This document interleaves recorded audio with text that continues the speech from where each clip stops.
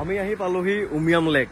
এয়া উমিয়াম লেক। তলত বটিং কৰিব পাৰে। মই না শ্বিলং আহোঁতে ইয়াত তলত বটিং কৰিছিলোঁ, আমি ঘূৰিছিলোঁ তাত। এই তাৰ তললৈকে গৈছিলোঁ শ্বিলং। চাওক কি মজা প্লেচ, চাওক প্লেচ চাওক, বাপৰে ধুনীয়া জেগা দেই।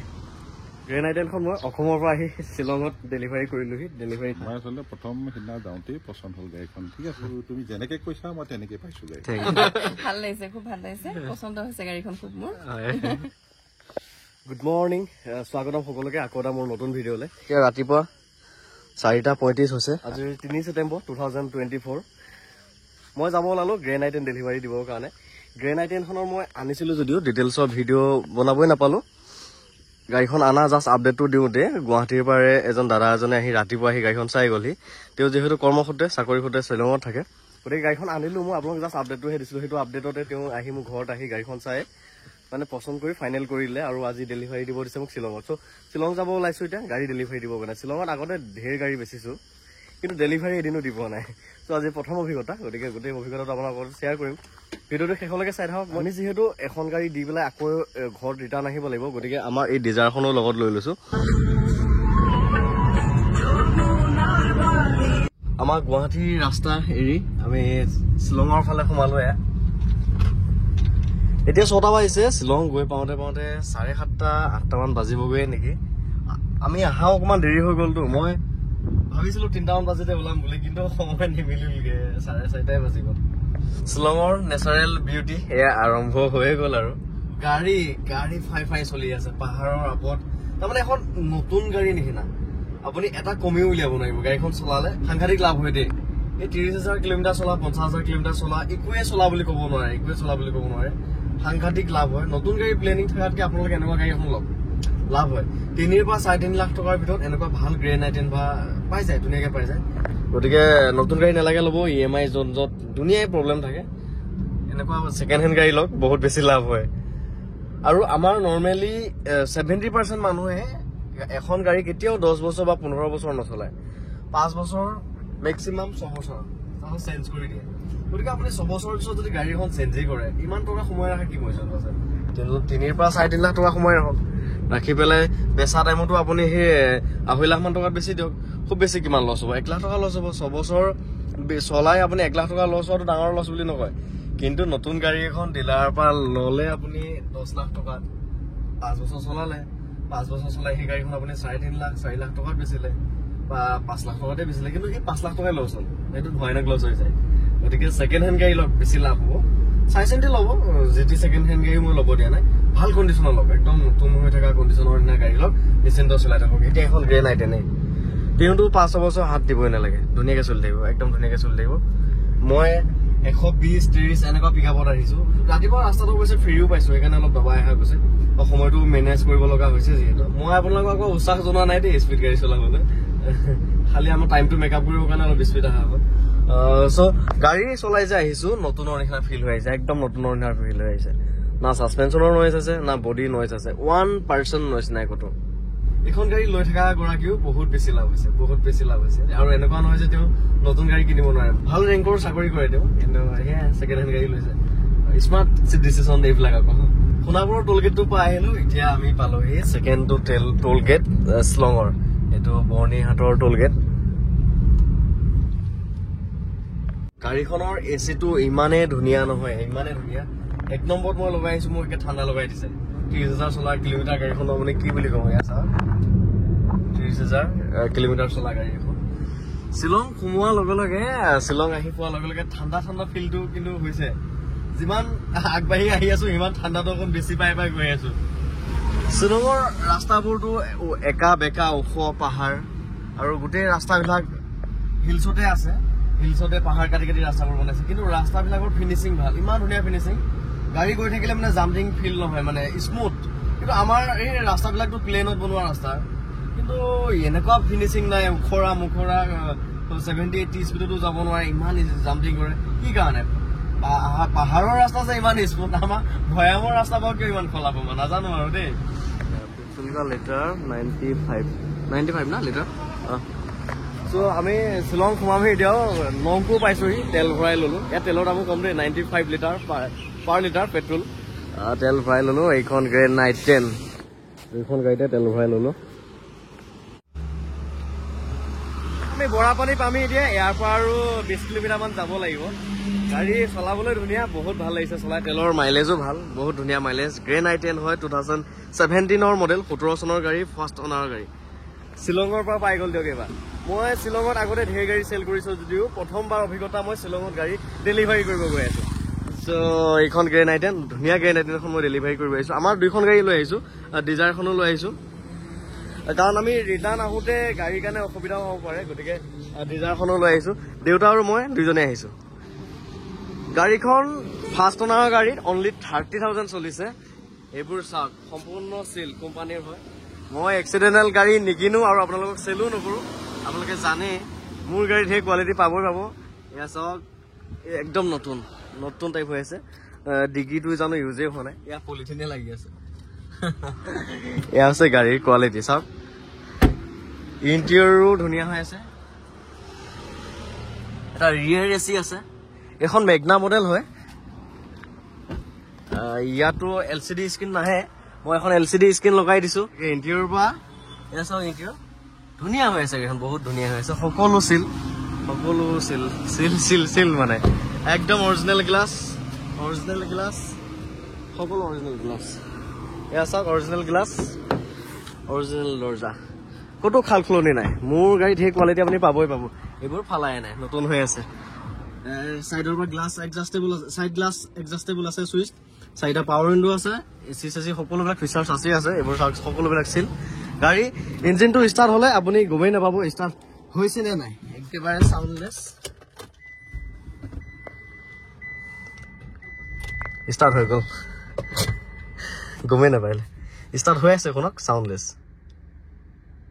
দেখিছে না একদম সাউণ্ডলেছ হয় কেমেৰাও আছে ইয়াত কেমেৰা লগাই দিছোঁ মই এইবোৰ বনেট চাওক কোম্পানীৰে হয় অৰিজিনেল একদম চিল আছে ইঞ্জিন এফ্ৰন এইবোৰ সকলো চিল এয়া চাওক কোম্পানীৰ পিলাৰ কোম্পানীৰ ষ্টিকাৰ বেটাৰী সকলোবিলাক ধুনীয়া হৈ আছে চাওক S02T113 দেখিছে নাই নাম্বাৰো ধুনীয়া বহুত মানুহে কয় দেউতা বোলে বহুত য়ং হৈ আছে ডেকাই হৈ আছে গতিকে ডেকা হৈ থাকিবই 50+ হ'ল ডেকা হৈ থকা মূল ৰাস্তা হৈছে হেল্থ কনচিয়াছ সাংঘাতিক হেল্থ কনচিয়াছ ৰাতিপুৱা খোৱা বোৱা দি ফুটবল খেলিব যায় য়োগা কৰে ফিজিকেল এক্টিভিটি দৌৰে আৰু ঘৰুৱা কামবিলাকতো আছে সৰুৰ পৰা যিহেতু কষ্ট কৰি আহিছে কষ্ট কৰা কামেই কৰি আহিছে আলসত ডাঙৰ হোৱা নাই আলসত জন্ম হোৱা নাই সেয়েহে হেল্থটো ভাল হৈ আছে স্বাস্থ্য ভগৱানৰ কিবাত আপোনালোকৰ কিবাত ভাল হৈ আছে একদম নিচাটো দূৰৰে কথা তামোলখনো নাখায় দেউতাই বিড়ি চিগাৰেট মদ ভাং একো নাখায় তামোলখনো নাখায় গতিকে ইমান য়ং হৈ থকা ডেকা হৈ থকাৰ মূল ৰাস্তা হৈছে সেইটো আপোনালোকেও যদি বিচাৰে এনেকেই ডেকা হৈ থাকিবলৈ গতিকে একো বেয়া বস্তু নাখাব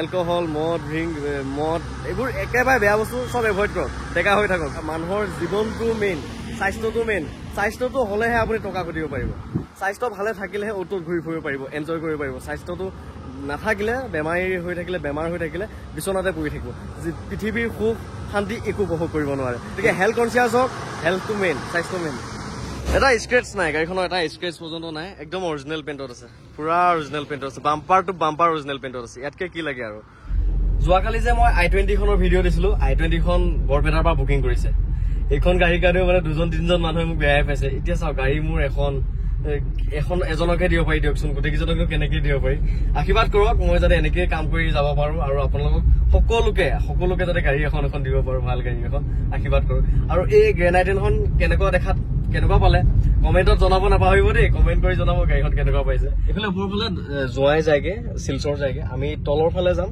আমি যিহেতু শ্বিলঙলৈ যাম তলৰ ফালে ৰাইট টাৰ্ণ ল'বগৈ লাগিব আগতলৈ ধুনীয়া নেচাৰেল জেগা আছেও ইমানেই ধুনীয়া প্ৰাকৃতিক মনোমোহা পৰিৱেশ ইয়াতে থাকি যাওঁ লাগি যায় এইটো হৈছে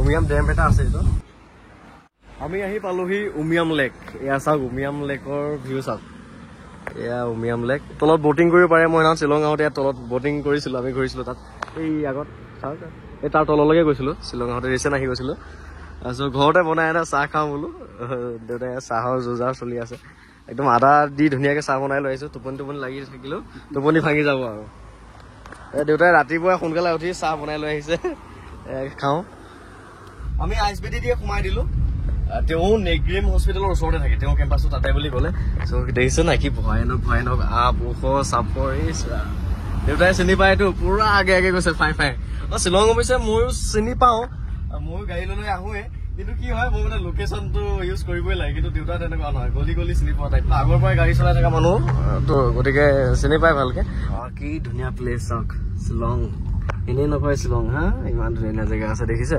ইয়াতে থাকো থাকো লাগি গৈছে আৰু দেই ফটো এটা মাৰি দিওঁ সবাকে আজি দেউতাকে আজি ফটোগ্ৰাফাৰ বনাই দিছো মোক ফটো উঠাই আছে থাম্বনেইল বনাবৰ কাৰণে প্লেচ চাওক কি মজা প্লেচ চাওক বাপৰে ধুনীয়া জেগা দেই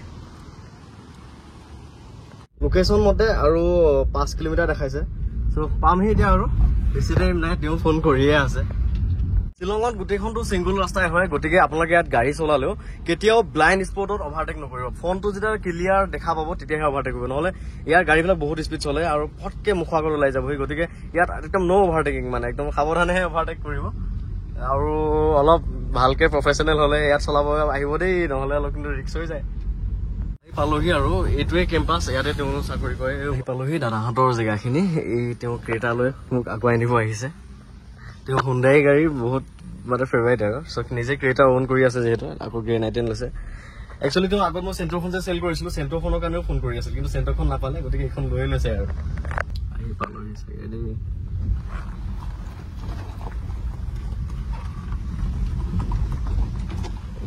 কি জেগা কি ৰাস্তা কৃষ্ণ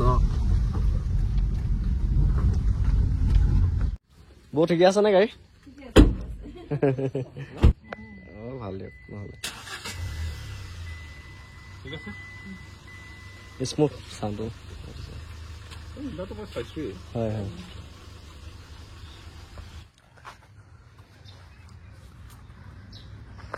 গ্ৰেন আইটেনখন মই অসমৰ পৰা আহি শ্বিলঙত ডেলিভাৰী কৰিলোহি ডেলিভাৰী দিলোহি 2017 মডেলৰ ধুনীয়া গাড়ী এখন দিলোহি দাদাই অৱশ্যে যিদিনাখন গৈছিল সেইদিনাখনে বুকিং কৰি থৈ আহিছিলে মানে মই ডাইৰেক্ট ডেলিভাৰী কৰিব আহিছোঁ তেনেকুৱা নহয় তেওঁ আগে চাই পচন্দ কৰিছে তাৰপিছত বুকিং কৰিছে তাৰপিছত মই ডেলিভাৰী কৰিছোঁ আৰু বাকী দাদা কওকচোন কেনেকুৱা পালে গাড়ীখন খুবেই ভাল ঠিক আছে মই আচলতে প্ৰথম সিদিনা যাওঁতেই পচন্দ হ'ল গাড়ীখন ঠিক আছে আৰু গাড়ীখন কম চলিছে বহুত নতুন গাড়ী আৰু ধৰা অকণমান আইডিয়া আছে গাড়ীৰ বিষয়ে কেইবাখনো গাড়ী চলাইছোঁ নিজে এখন সৰু গাড়ী এখন লাগাৰ কাৰণে মোক এখন মই লৈছোঁ মোৰ ফেমিলিৰ কাৰণে মই খুব ভাল পাইছোঁ গাড়ীখন আৰু মই ভাবিছোঁ তুমি এনেদৰে ভাল গাড়ী মানুহক দি থাকিবা ঠিক আছে হা ইউটিউবৰ জৰিয়তেই চিনাকি তোমাৰ লগত মোৰ ঠিক আছে ইউটিউবৰ ভিডিঅ' চাই ল'লোঁ মই কিন্তু তুমি যেনেকৈ কৈছা মই তেনেকৈ পাইছোঁ গাড়ী ঠিক আছে একো মানে বেলেগ একো নাই মানে ঠিক আছে তুমি যিমান চলিছে বুলি কৈছা যেনেকে কৈছা যি কৈছিলা চব আছে ইয়াতে মই চবেই পাইছো ঠিক আছে আৰু থেংক ইউ তুমি ইয়াত ডেলিভাৰী দিব অহা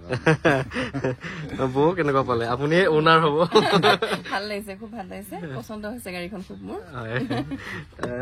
বাকী আমাৰ সেইফালে গ'লে সোমাবগে নিশ্চয় নিশ্চয় আপোনালোক যোৰহাটৰহে অৰিজিনেলি আৰু তেওঁলোকে চাকৰি সূত্ৰে ইয়াতে থাকে কিন্তু অৰিজিনেলি যোৰহাটৰে হয় কিন্তু যোৰহাটৰ হ'লেও তেওঁলোকৰ ডকুমেণ্টছ যিহেতু ইয়াৰ MLA মেঘালয় হয় মই ডাইৰেক্ট ওনাৰ ট্ৰেন্সফাৰ কৰিব নোৱাৰিম NOC-খন দি দিম ইয়াত ML05 লাগিব গাড়ীখন মই নিজে চিনি নোপোৱা হৈ যামগে আহিব যাব আমাৰ ঘৰত যাব সোমাবগে বাকী কংগ্ৰেচুলেশ্যন নতুন গাড়ী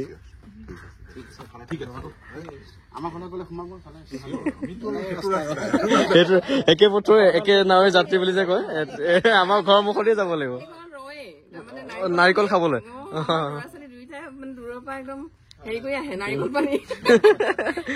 এতিয়া শ্বিলঙৰ ঘৰৰ ষ্টাইল ভাগো বেলেগ বেলেগ আকৌ বৰ ধুনীয়া কমলা আছে ন এই কমলা কৈছো জোপা এইজোপাই ন ভাল নাচপতিও থাকে নেকি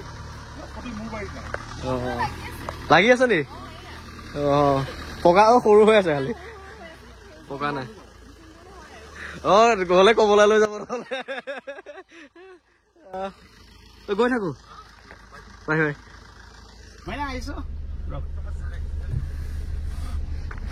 গ্ৰেন আইটেম ডেলিভাৰী কৰিলো ধুনীয়া ধুনীয়া এক্সপিৰিয়েঞ্চ মানুহৰ দাদাজনে গাড়ীখন খুব ভাল পাইছে এতিয়া গাড়ীৰ মাধ্যমে শ্বিলঙতো মোৰ ধৰ মিতি ওলাল বুলি ক'ব পাৰি আৰু এইফালে গেটটো যাব দিছিল নেকি এই এলটোখন যে গৈছে এইফালে যাব লাগিব